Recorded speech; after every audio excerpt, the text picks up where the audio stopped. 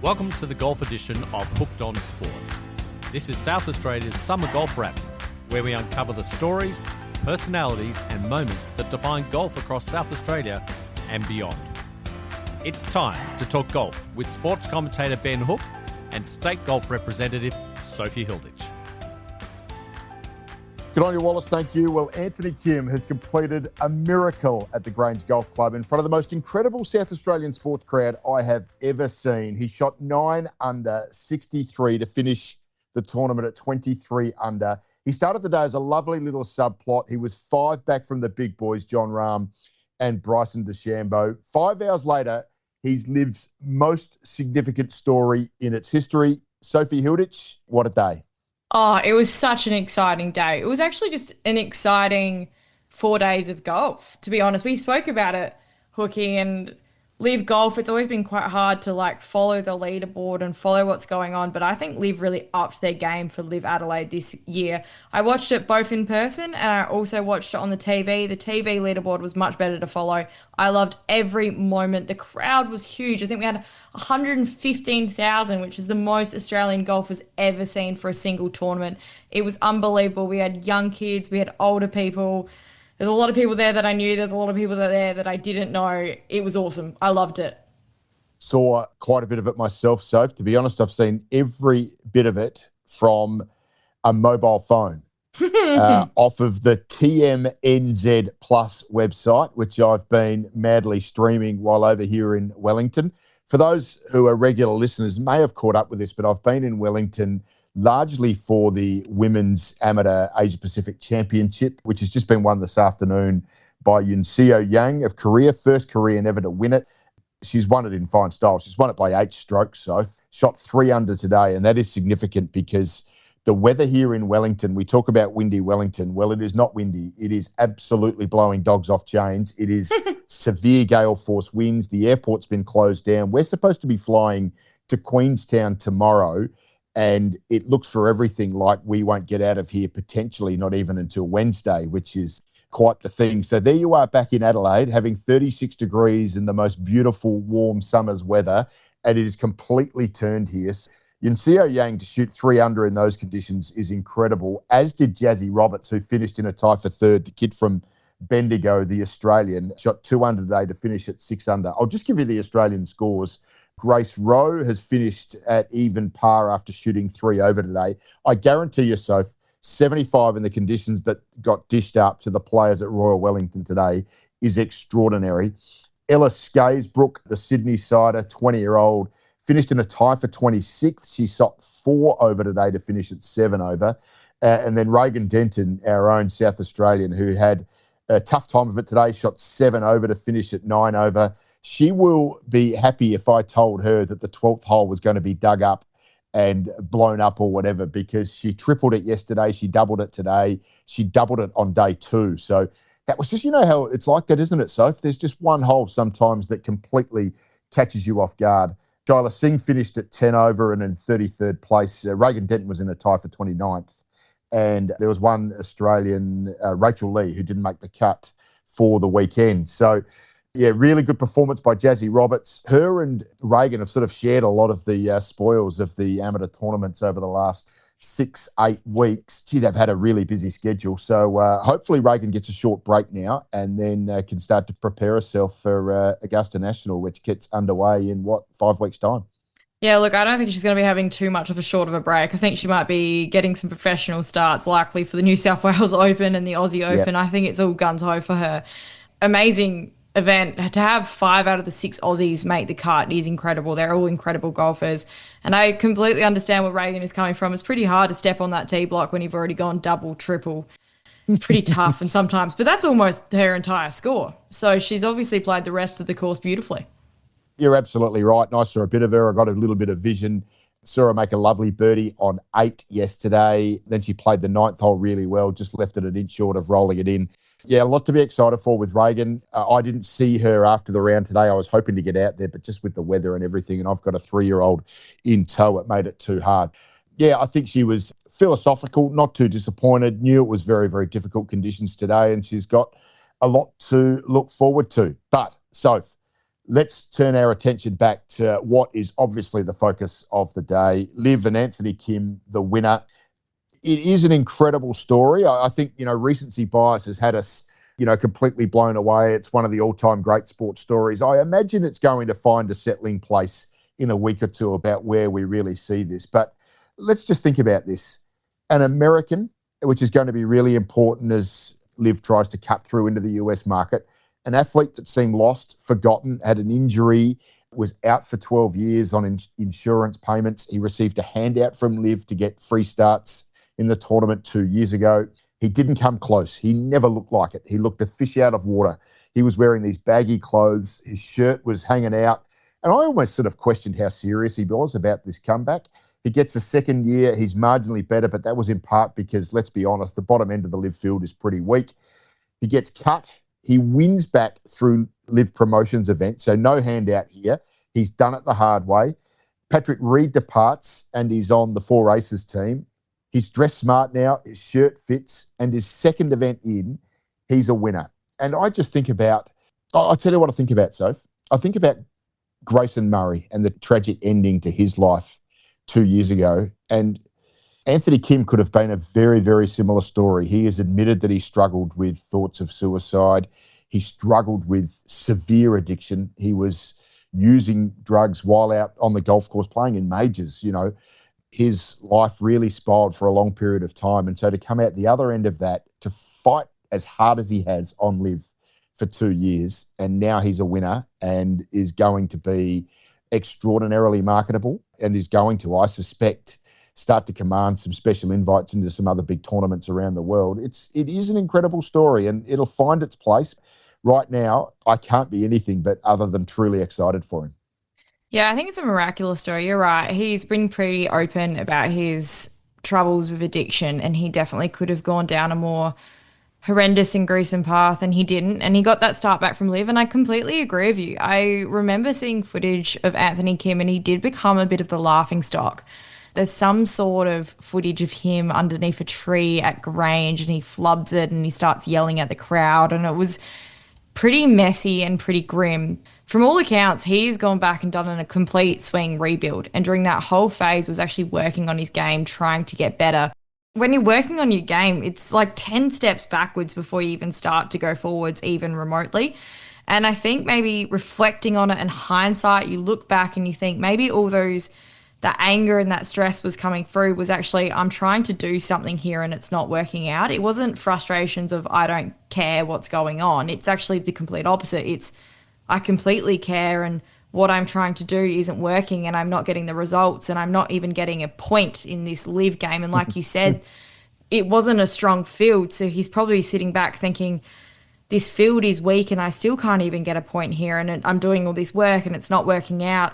Then to turn around and fight and make his way back in, I mean, you could see it. He was also, 30 metres shorter than Jon Rahm and Bryson DeChambeau off the tee.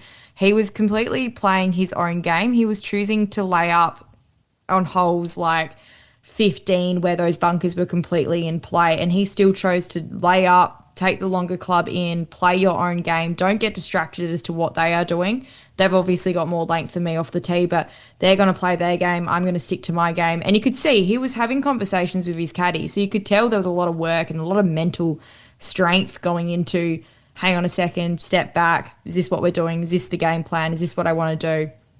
But every single time he held a 15-footer, the fist pumps, the excitement, you could just see how much it meant to him. And I mean, I didn't start the day thinking that I was going to be rooting for Anthony Kim. By about the 11th hole, I was rooting for Anthony Kim, and I really wanted him to be the storyline, and I was excited every time he held a putt. And I was feeling, it's probably one of the first times that I've watched a LIV tournament and there was a storyline that I was interested in and following, and I could see the frustration of Jon Rahm and Bryson DeChambeau. Bryson couldn't get his driver going at all. Jon Rahm couldn't get his putter going. He also kept aiming left to try and get those cuts that he plays so beautifully and just hitting them straight left. And you could see they were getting frustrated, and I could see how frustrating that must be looking at behind you and going, this guy's got 30 metres behind me. I hit it 30 metres past him and he's absolutely annihilating me on this golf course. He's shot 9 under. And like you said, it's perfect conditions in Adelaide, but it's still 9 under. It's still so impressive.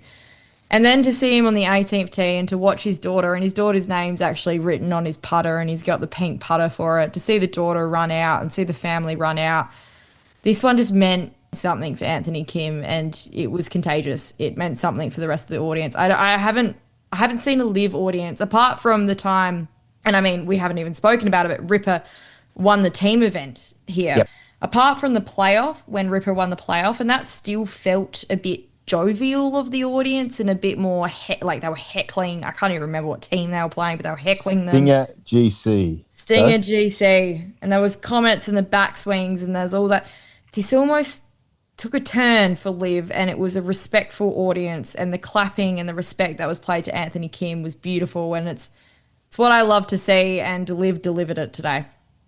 I've always said the problem with LIV is that no one really cares who wins it. And we've seen guys who've won tournaments and they're already bathing in cash, and they haven't won a trophy with any prestige at all. They've just won more cash. And you can either see, if it was Bryson in particular, it would sort of almost be this confected excitement that didn't really mean anything. But last week with Elvis Smylie and this week with Anthony Kim, we have seen wins that are truly life-changing for different reasons. Elvis Smylie, because it's made him a legitimate contender on the world stage. He obviously had his DP World Tour status that he gave up to go to LIV. He is going to be a world-class player as a result of that win, because it got him the rankings points that's pushed him inside the top 100 and has him in and around the mark for major championships. Anthony Kim's a long way from there. I think he was ranked 800 and something in the world, OWGR, coming to this event. He's probably going to move up somewhere between 550 and 650, I suspect. That win means so much to him, and you can just see how emotional he was, how much it meant to him, and have his family there, and the family hug, as Sarah, Molly and I would call it, that they had on that 18th green there was something really special. And whether that can cut through, Soph, I think is the next big question for LIV. But they have the blank canvas to work with now with these guys who are winning events, and it means so much more to them than just the cash. Well, we can talk about and make conjectures as much as we like, Hookie, about what Anthony Kim was thinking, but how about we turn straight to his presser now and see what he had to say after the win? I felt like I didn't putt well the first 3 days, but when I started seeing the lines on the green, I just said, give yourself as many chances as possible. You win this thing. And obviously, Bryson and John didn't have their best today, but regardless, I putted great. My caddy and I worked so well out there. I heard my wife shouting, even when it was going bananas out there. So all those little things, including, I don't want to forget, the support I've had from the crowd here in Australia has been second to none. I'm very overwhelmed with this feeling right now. My plan is to keep getting better and start winning some more trophies. Golf is very important to me. It's obviously my focus right now. But at the same time, I want to do what's best for my family. I want to take my time and enjoy these moments. That's why I was out there on the green with my daughter and my wife, because I didn't do this by myself. There's people very important in my life that have helped me get here and have supported me without wanting anything in return. So this is for all of them. I want to enjoy the moment, but also I'll be back on the grind soon.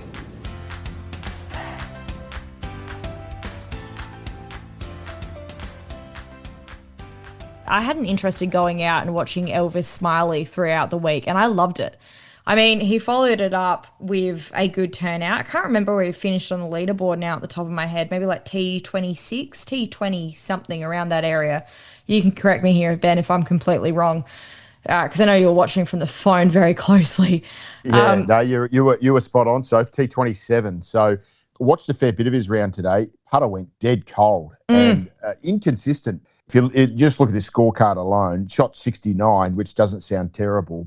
The back nine, so from 10 through 18, he only parred 2 holes, and he had 4 birdies, 3 bogeys. I mean, that's just sort of a bit unlike him. He's a more consistent player than that. Yeah, he'll be disappointed with the day, but at the same time, T27 bringing up the rear of a group of guys who've gone, T8, T14 or T6, T8, I think it might have been. So an incredible day for them. And, their second win in 3 years here at Adelaide, which it's great that they've been able to make this a bit of a home course advantage for them. Yeah, of course. And look, talking about Elvis, jumping straight back to him, this would have been the biggest crowd he's ever played in. Elvis has been plastered everywhere. Like you were obviously watching some incredible women's amateur golf, but if you actually came to the LIV tournament, I almost got a shock at how much promotion they had for Ripper GC that actually had Elvis front and center. And they're really pushing Elvis and with a name like Elvis, actually you don't really need to do much of that pushing. People can catch on to Elvis pretty quickly. But that must have been terrifying for him. Like, I know he's a professional golfer, but he wouldn't have had that level of people screaming out Elvis, the music, the vibe. His first win, the audience was nowhere near like this. So I know what you're saying. His final round, it was a roller coaster looking at it. I think in the end, there was only about 6 or 7 pars all in total. It was just birdies and bogeys. But I still think his composure was pretty incredible. And I think the T27 as a backup playing in front of 115,000 people who are all screaming your name. I really enjoyed when he got to the watering hole, he's throwing his hands up and trying to get involved in it as much as possible, which again is something that Elvis hasn't experienced before. He's come off the back of playing European Tour and the Australasian PGA, which obviously the audience is completely different and you don't have that vibe and it's dead silent when you hit the ball. So I'm still thoroughly impressed. I'm keen to see what he does next. It's clear that Ripper GC are leaning in and wanting to promote him, and so are LIV. I think they're going to lean into him as being, like you said, potentially the next prodigy and the one that the PGA, I mean, they're not going to get nervous over him because he's only one player, but it's someone that I think they would have liked to have had on the back burner because he's an incredible player and he's up for the task. Yeah. And I think the point we made last week is that there's going to be a lot of those guys outside of the PGA Tour not getting starts on the PGA Tour. Maybe they're Korn Ferry or maybe they're DP World, and they're going to look at Elvis and what he's done and say, maybe this is a viable alternative to my career. Just one thing, you talked about the promotion of him and how he's suddenly become this incredible star. It was a bit thick, wasn't it? I mean, I did see the Premier, Peter Malinowskis, who normally the BS radar is up with him. Normally he's pretty good. But suddenly he was having a conversation with Elvis and was talking about, I'm a bit embarrassed. I'm all hot and flustered. I'm a bit of a fanboy. I hope my fanboy isn't showing. I mean, come on, Premier. That is a little bit unbecoming. You couldn't have spelled that bloke's name correctly 10 days ago and all of a sudden, he's your all-time great hero. There are some things that were going on with this that was a little bit much for me. But I'll tell you what, the point I do want to make, and I reckon this is probably pertinent. We were talking last week about Dimi Papadatos, who finished second, or maybe it was third, at the WebEx Sydney event. Dimi Papadatos is someone who has been a really strong contender on the Australasian Tour and other tours for many, many years. And I was just looking at how his career of, say, 13 years ago coincides with what Elvis Smylie's career looks like now. Dimi Papadatos turned professional in 2012. In 2014, he won the New Zealand PGA. In 2017, he lost the Australian Open to Abraham Answer. So he was up and around that sort of echelon. Those performances got him into a start in the Open Championship in 2019, missed the cut, but it didn't give him the exemption onto the DP World Tour. He then got onto the Korn Ferry Tour in 2023 and 2024. I was having a look at his stats. In the first year, he didn't do too bad, won about 180,000. He lost a tournament in Chile in a playoff, but then in his second year of 17 events he played, he only made 2 cuts, lost his card, came back home, struggled away on the Australasian PGA Tour. And that is the cautionary tale. Or let's say player X got the offer of going to LIV and knocked it back, as distinct from what Elvis Smylie did. It can be a pretty tough road out there. And the fact that Elvis Smylie has decided to take this opportunity, yes, there was always a risk that he was going to miss out on majors, but it was an enormous amount of cash up front. It's an enormous amount of cash that he gets to play for. Imagine if he got injured in 2 years. Imagine if he lost his form. Imagine if he never did quite enough to cut it at DP World Tour and make a good enough living or even make it onto the PGA Tour. That's what I reckon Elvis would have been wrestling with. And someone like Dimi Papadatos, who's been such a good player for so long, but just never quite broke through, is probably the cautionary opposite tale. And it sort of suggests to me that, yeah, I was interested when he took it on because I thought Elvis is the sort of player who's good enough to make it regardless. But you never really know. There are so many good players who never quite make it. And the fact that he got offered this opportunity, it's no real surprise when I think about it that he took it. It was probably a bit of a no-brainer to take it. To be able to play for that much money, to go ahead and win one of these tournaments, as we talked about, that is life-changing for him. It's impossible. And look, this is easy for me to say in hindsight. It's impossible for me to be thinking about, well, what's his alternative? He's struggling around in the Middle East, maybe trying to scrape together enough money to pay for it, plus a bit of, pocket money on the side. He then goes into some difficult tournaments in Spain and Portugal and these sorts of places where they can be very difficult golf courses. Here he is. He's with a bunch of his good mates playing in front of these adoring crowds. Now, he's not going to have adoring crowds going forward, but he's still going to have the opportunity to play for life-changing money, to get little snippets of points here and there, potentially get him up into the world top 50, and you get into a whole host of other events from there. So it's always was one of those things that I wrestled with. But when I think about it now, I say, my goodness, if you look at the other road, the other harder road that may not have had the happy ending, it's very, very difficult to say anything other than what a wise, sensible decision he's made and how quickly he's made that pay off. Well, it's an interesting comment you made. I actually spent a fair bit of time on Saturday with a friend of mine who I played a lot of amateur golf, and she's turned professional probably for the last 4 to 5 years. And she's an incredible golfer, and I think she's going to go on to do incredible things. But she was just talking to me about the grind of being out and playing professional golf, and she'll actually be someone I would be interested in talking to later on down the track, because we had that conversation that we've been having about the WebEx series and what that means for the women playing and that kind of likes. But she raised the point. She was like, if there was LIV for women, I would jump on it straight away if I had been given the opportunity, because she was like, the grind is just, it's so hard. There's not that much money up for grabs. It's one part here or there. It's literally a couple of inches. You miscut, you don't make any money. You're on to the next tournament, trying to find and source the money to be able to go there. You've got a caddy, got to pay them. There's so many expenditures, and it's literally, you've just got to get on a heater, and you don't know when that heater is going to come. It could come in the off season. You have no golf to play, or it could come during the season, but you don't really have as much control as you would like to have. Also, you can get on a heater at the same time as another player gets on a heater and still not win, because, they just have a little bit of luck go their way. They just play that slightly 1% better. And that's all it is golf is just 1% at a time. It's infuriating. So it's funny that you raise that point, because speaking to her about it, and look, I honestly, she's a beautiful player. When I used to play with her, I loved it. She's got a great head on her. I think she's going to do brilliant things. And I won't name her because she'll probably hate me for saying this, but I think she's going to go a long way. But it is a harder route. It is a harder route than what Elvis chose to do. And I agree with her. I think if you were given that opportunity, particularly at the start of your career, it's really hard to turn down. And he's just made life-changing money that actually, if he wants to go down another path, he has the money and the backing to support him now. And he has experience too. Not many people get experience playing in front of those crowds like he did. And let's be real, it still means a lot to him, but it's not as much. He was making money regardless of where he fell today. And so there's not that much pressure as much of PGA. If I miscut, I'm coming out with $0. In fact, I'm coming out negative dollars.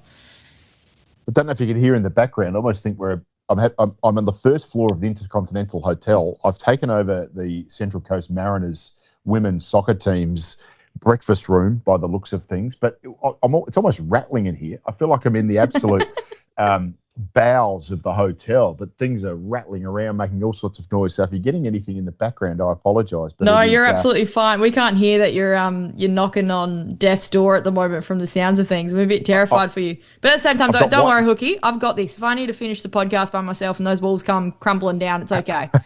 I've got white knuckles. I'm hanging on to things so that I don't get blown away myself here. A couple of things I need to raise, Soph. Always a couple of things. Really, only a couple. Needless to say, when I am in another country, I spend a fair bit of time on the app. Oh, yeah. The app does give you a broadcast, but can you believe you cannot watch it full screen? You can only watch it vertically on your phone. Oh, no. And it comes a band across the top. If you flip it sideways, you lose half the picture. Couldn't believe that. Another issue with the app, I checked the scores last night. So I hadn't seen the end of LIV yesterday. I'd been at the Asia Pacific and I thought, I'll just check where the scores are at. It had finished. It had only been finished about an hour and a half. And already it's telling me the round 4 scores. So this is 18 hours out from the start of round 4, or about 20 hours out from the start of round 4. And I'm getting the round 4 scores, which is everyone at even, would you believe? Because no one had actually fired a shot and it was still 20 hours away. So I don't understand that. So does the scoreboard boy on the LIV app knock off at 6 p.m. every night and doesn't turn up again until midday on Sunday? I thought that was a weird thing. And then the other thing that frustrated me a little bit, because I like to just follow, stats and stroke averages and hole scoring averages and those sorts of things. On the app, they have a section called stats and it's faded out and it says coming soon. Now, come on, guys. You've been around 4 years. Could you actually just start to work out that giving us a few stats, if you're an elite level golfing organisation, coming up with the stats wouldn't be that difficult, I wouldn't thought. And then I got a bit frustrated with the coverage as well. There's a few quirky things going on. I'm watching TVNZ and the first thing they do is Arlo White throws down to the on-course coverage, which is Henny Zool and David Ferrety. So there's the beautiful graphic, Henny Zool, David Ferrety. But Henny Zool is there with Nicholas Colsaerts. I mean, it's the opening thing this is day 2. It's the opening thing that you're about to show us. And you can't even get the supers right of your broadcast stars. So that was a bit weird. The leaderboard is odd. Do you find the leaderboard on the TV easy to read? You would have seen it on the full screen TV today. Like I said, I'm only watching it on my mobile phone, so it probably made it a bit more challenging. But I thought the leaderboard was really awkward. Look, I thought it was better than what it's been in past years. I will say that. But I get what you're saying. I think it's quite complicated. I think we're going to talk about the Rippers a little bit more because I found myself rooting again for the team Ripper coming up against, was it Legion 13? Yeah. John Rahm's team and Tyrrell Hatton's team. I always find it a bit like they're kind of a rock and a hard place though, in terms of they have to tell you what hole they're on, but then they also don't.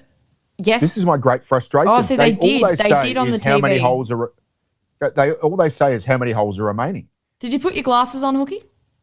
No, I'm telling you what I'm looking at. The big number there is holes remaining. It'll say 12 or 11 or 6 holes remaining. And then they'll often slide down and you'll see the player and they go to a larger text box. Yeah. And they'll tell you in very small print what hole they're on. But I just find that difficult not to be able to go to the player and instinctively see, well, this guy's on 6 or 8. And now I've played Grange a fair bit, so I can work a lot of them out. I find that extraordinarily frustrating. The other thing is... I agree, but does that not make us a bit niche in terms of, I mean, most people watching this won't have played Grange and that won't mean anything to them. Like, but surely telling us what hole they're playing, therefore, is fairly important. Yes, but they don't, like, I 100% get what you're saying, and I actually get frustrated with myself. I get frustrated with this as well, because even following the team scores, I was being like, oh, well, Cam Smith and Lucas Herbert still have 18. And I was like, one of them's not going to bogey that, or if they do, the other's going to birdie. So I was like, they've got this in the bag as John Rahm is teeing up on 18. So I know it does matter and it does make a difference. When I'm watching LIV Golf in another country, I'm probably not looking up every single golf hole. And so the hole itself that they're on doesn't really mean anything to me because I don't know whether or not it's a hard hole or an easy hole or what it is. But I get what you're saying, but all I'm trying to say is it means something to us because we know Grange, but I think a lot of people don't know Grange like we know Grange. Yeah, fair enough. No, that's I'm not going to argue with you on that point. The other thing I just thought as well is the team symbols are all in the green colour rather than the maroon of Ripper or the pink of the Range Goats. And so I find these symbols without the actual team name almost unrecognisable. So that was a little bit frustrating. The other thing they do that annoys me is, let's say it's Anthony Kim having a putt and it's all about Anthony Kim. But if it's Mark Leishman having a putt. It's all about the Ripper and the team leaderboard. And I find that hilarious because there were some pro-LIV people who were absolutely adamant that when the Women's and the Men's Australian Open ran simultaneously, it was a ridiculous event because you couldn't follow two tournaments at once. Yet here we are essentially trying to follow two tournaments at once. And I do find it weird that we sort of go from the team leaderboard to the individual leaderboard. And I lose, if Leishman, for example, is having a putt, I don't know where he is in the field because we're too busy focusing in on where the team leaderboard is. So I do think there are still some issues that I'd like to see them work out. What did you make of the course? I thought the course looked great. I thought it looked awesome. Props to Grange. We often speak about this, but setting up a course for a tournament and specifically setting up a course for a tournament that's going to have 115,000 people on it, it's a tough task. That's hard. So I think generally the course looked great. It was really easy as a spectator to walk around. You could get to the holes really easily. Signage was awesome. I know that's not what you're asking me. You're asking me about how well the course was manicured, but I still think from a spectator, that makes watching a tournament great. If you can get to places where you need to go really quickly and it's easy like that, I think that's brilliant. The Eastern brown snake slithering around was a bit scary, but that's okay. We're disturbing him, so that's fine. The greens probably weren't as spicy as I thought they were going to be. It could have been. Yep. I thought they were going to be a little bit more peppery. In fact, they have been more peppery in the past. So I thought that was a bit disappointing. I thought we could have set the course up slightly harder for them than what it was, particularly when, 18, they're just driving the green. So if you can make that green a bit firmer and a bit harder, those chip shots automatically become tougher. You're going to see a bit more creativity. At the same time, it's exciting seeing birdies, so softening up those greens does have a place still. I think all in all, I was impressed with Grange. I think it looked great. I think, like we said, these players just hit the ball so far. It was always going to be hard for them not to tear it up, particularly the John Rahms, the Bryson DeChambeaus. The Anthony Kim I probably didn't have on my draw card, but he did tear it up, and he's a smaller hitter. It was always going to be a tough task. I think they did a good job with what they have. I think Grange looked beautiful. I think Grange members should be extremely proud of how they set the course up. Bunkering was marvellous. The fairways looked great on TV. Fairways looked smooth as, in fact, we played there recently and it was gorgeous. So I think Grange members should really be proud of how it presented. I think the greens were soft for a reason. They wanted birdies, and it's probably not the golf that I'm a sicko.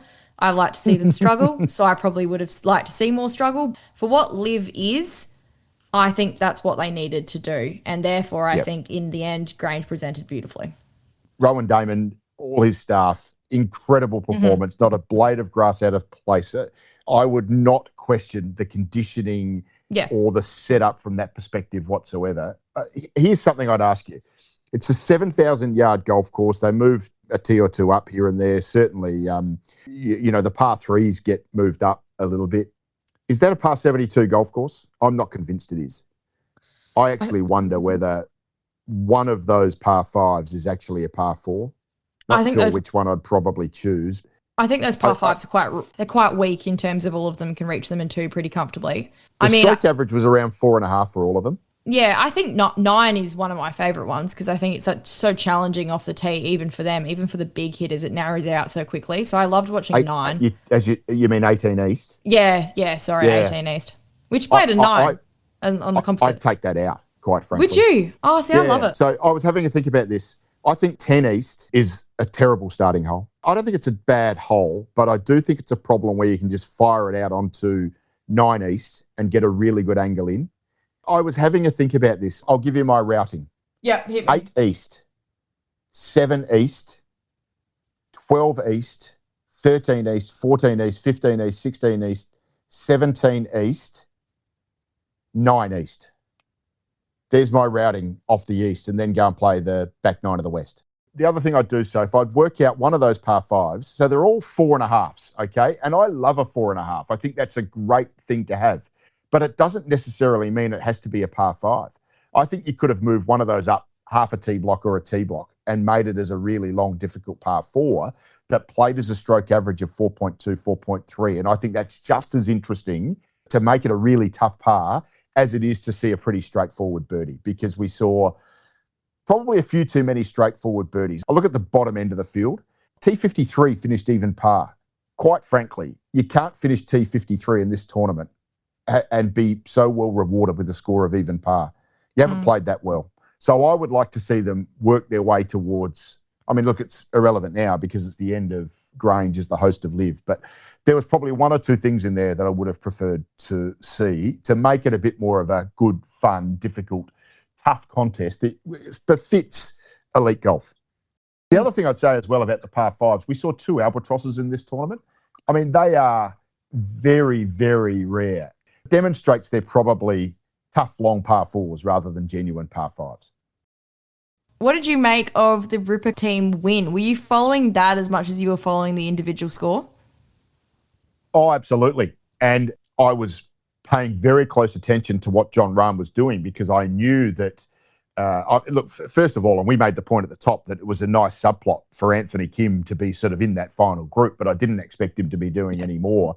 And when Bryson just blew himself up in the opening 6 or 7 holes, he was just not on the golf course. And then Jon Rahm started to wobble a bit as well. And I was really just thinking about, well, Rahm probably wins this from here. He was 4 up with about 11 to play. And you don't expect someone of his caliber to blow it up like that. But I was certainly keeping an eye on the fact that the 4 Ripper boys were all sort of ganging up on Rahm, who was single-handedly, along with Tyrrell Hatton, I agree, trying to sort of fly the flag for Legion 13. And I'm in two minds about the team aspect of it. Firstly, no one bets on it, which is probably a pretty good sign that no one's really that interested in it. Having said that, you really feel like the Ripper guys in particular are a genuine team. Yeah. I mean, I don't get a feeling that that's the same for, you know, the cliques or, I mean, the 4 aces seem to be pretty pleased with Anthony Kim, but in part that's probably because he's won them a few extra bucks himself by bumping them up the team leaderboard. I don't know if the team aspect works when it's a straight out stroke event. I have a question for you. Do you think that the players themselves are at all interested or looking at the leaderboard to see where their team is? Because I reckon the Ripper boys are. I don't know why I say that. Just watching Elvis Smylie when he was putting on his finishing hole, which was, like you said, either the 4th or the 5th hole, he had a putt for birdie. And at that point, Legion 13 might have only been 1 shot or 2 shot behind. His reaction for someone who, I mean, he might have jumped up the leaderboard 1 spot. It wasn't massive. Was a bit more than just that. It looked like he was thinking, okay, my team's coming for another win back to back. I don't know. I think they are, but for everyone else, like I don't think Jon Rahm at all gave any 2 hoots where Legion 13 were on the leaderboard. Do you think Dustin Johnson cares where anyone else is in the 4 races? I mean, you imagine you're the manager or the captain of a franchise team like the 4 races, and you get told you've got an opportunity to recruit Anthony Kim. How do you reckon Dustin Johnson would have been like that? He just, okay, yeah, that's fine. Whoever else it is, doesn't matter. Just stick someone in a shirt. That'll be fine. And I do think it means a bit more for the Ripper guys because they grow up playing. And you, Sophie, you play it. I mean, the match play interclub pennant golf that all of those guys would have grown up cutting their teeth on as young kids coming through with their local club. You know what it's like. You're constantly walking up one fairway and one of your teammates is walking down the other and you're giving a finger up or down as to what the score is. And I think they've got a little bit of that mentality as well.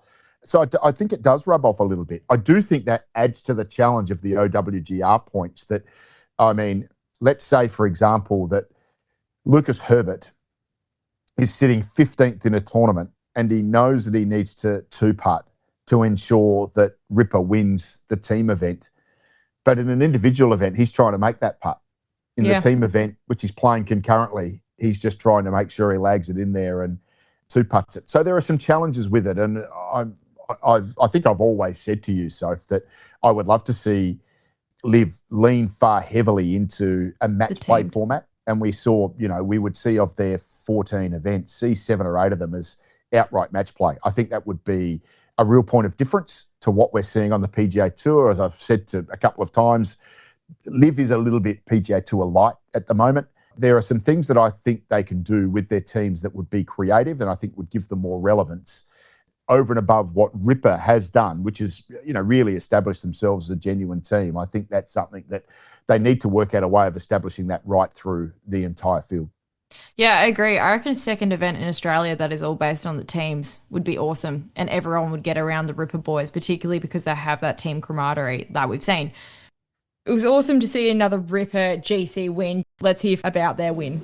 I remember watching the 2024 playoff and I'm like, gosh, I want to be part of this team. I genuinely did because, a few years ago when I was professional golfer and playing on tours around the world, it was quite individual and isolated and you were traveling by yourself. But to be able to achieve what we did today as a group, as a collective, it's such a better feeling than when you win individually.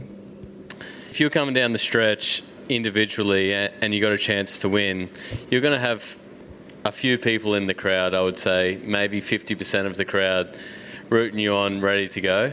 Whereas today, no matter where Herbie and I walked, it was, up the rippers, let's go boys, let's get going. It's a sense of energy, but it's also a sense of of pressure as well, because you don't want to let them down. Not only are you going to let these guys down, but you're letting down the home crowd as well. So it's pretty special to be able to do it at home. It's hard work, but it's pretty special. Well, Soph, that's been a pretty comprehensive overview of what's been an incredible event. We're looking forward to it going to Kooyonga.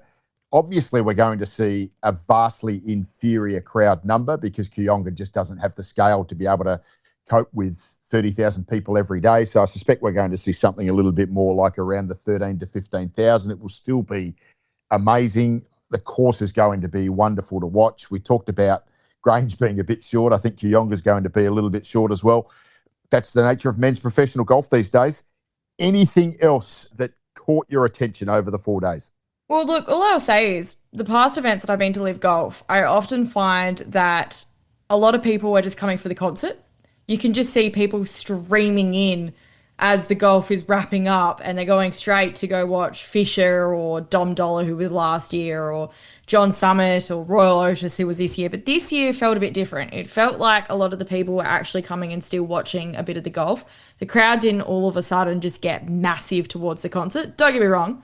I think a lot of them still are just coming for the music and the vibes, but they are still going out and watching golf. I think it's a great promotion. I was out there with so many of my girlfriends who were starting to get into golf. It was great seeing them. They were asking questions. A lot of them were amazed when they started hitting balls from left to right, and I was explaining that's a cut. And they were saying, well, I can't even get the ball in the air, so how do you start to even begin to think about shaping it? And by the way, they're hitting at 320 metres. So, explain that to me as well, Soph. Yeah. Can you just start explaining everything? So, look, I loved it. I love being out with my girlfriends. It was great fun this year. It was a year focused for me a lot on spending time with my friends, introducing to them to the game of the golf, and they were all really interested in it as well. Don't get me wrong, I still went to the concerts and also had a great time. So, look, it was great fun. I think LIV's awesome. It's great for Adelaide. The crowds speak for themselves. Adelaide really shows up to the task, and it's clear that Australia have golf fans and we want to see golf. So if in November last year, I was thinking that maybe the Australian Open had reclaimed the spot as the number one golf tournament in Australia.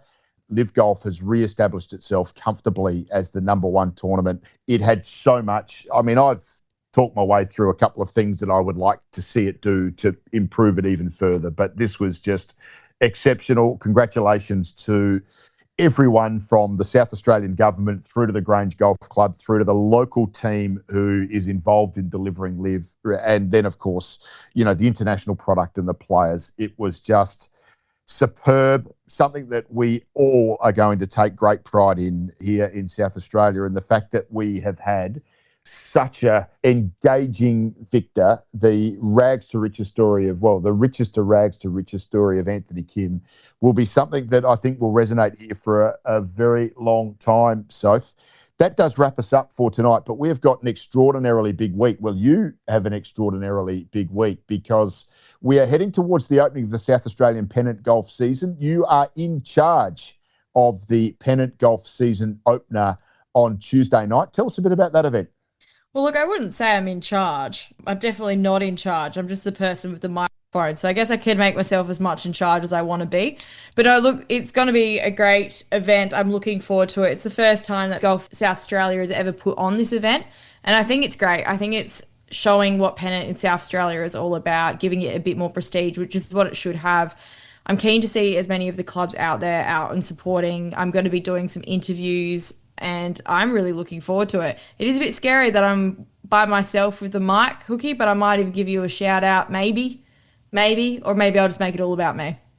I think everyone should be terrified when you're alone with the microphone, Soph, because if there's no possibility to answer back, everyone's probably going to cop a clip. I think that will be easy to imagine from there. Hey, gets underway Sunday, the tournament itself, 10 weeks. The women get underway a couple of weeks later. I think you start March 8.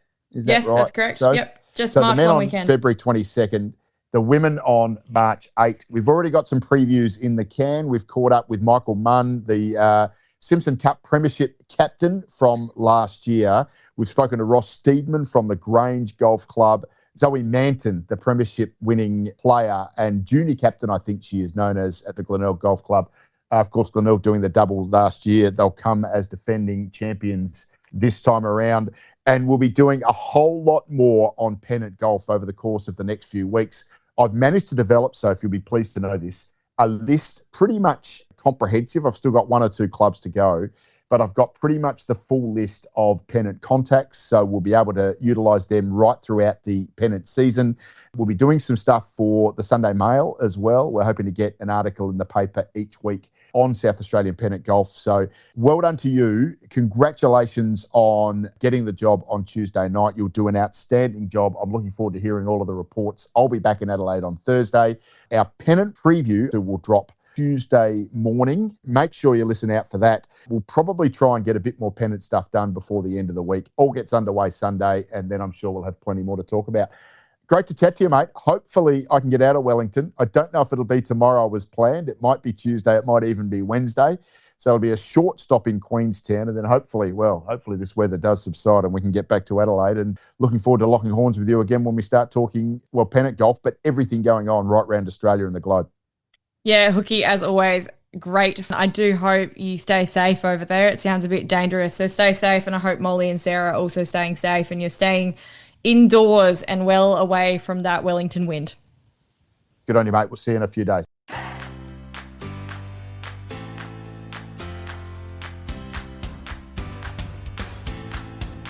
With the last putt sunk, that's a wrap on this golf edition of Hooked on Sport. Thanks for listening. Help us meet more golfers just like you by following us and leaving a review. We look forward to your company on the next golf edition of Hooked on Sport.